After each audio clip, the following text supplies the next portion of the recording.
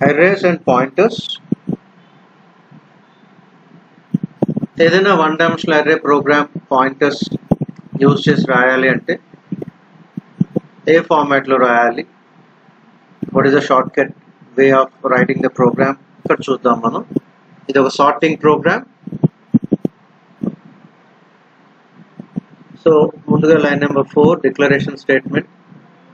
Array variable a ఉంది, a of 100, I is loop variable, n array size, and j, t are the variables used for sorting. T is your pointer. So line number 6 and 7 to read the array size. Line number 9, 10, 11 you are reading the elements of an array. So array లో elements అన్ని కూడా a of I లో ఉంటాయి. Square brackets ని మనం subscript అంటాము. ఎక్కడైతే a of I అని వస్తుందో అక్కడ ఫర్ లూప్ ఉండాలి. I0, A0, I1, A1. So ఈ స్కాన్ఎఫ్ పార్ట్ అయిపోయిన తర్వాత మనకు logic of the program start అవుతుంది. లాజిక్ స్టార్టింగ్ అప్పుడు మనము p is equal to and a of 0 అని ఇవ్వాలి.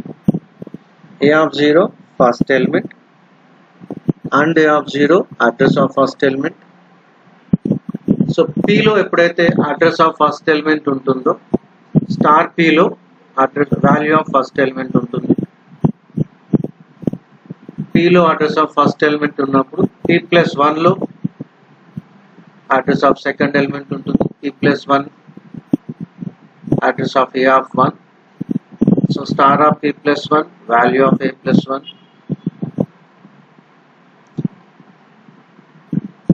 So p+2 address of a of 2, star of p+2 value of a of 2, and so on. p+i holds address of a of I, then star of p+i holds the value of a of I. So మనకి ఎక్కడైతే logic లో a of I అని వస్తుందో అక్కడ star of p+i ఇవ్వాలి. ఎక్కడైతే logic లో a of j అని వస్తుందో అక్కడ స్టార్ ఆఫ్ p+j అని ఇవ్వాలి. సో ఐ రిపీట్, స్కాన్ఎఫ్ అయిపోయిన తర్వాత p is equal to and a of 0 అని స్టేట్మెంట్ ఇవ్వాలి. అది ఇచ్చిన తర్వాత ఏదైతే program logic and result print చేస్తున్నామో ఎంటైర్ పార్ట్ లో a of I అని వచ్చిన ఏరియాలో స్టార్ ఆఫ్ p+i వస్తుంది, a of j అని వచ్చిన దగ్గర స్టార్ ఆఫ్ p+j వస్తుంది.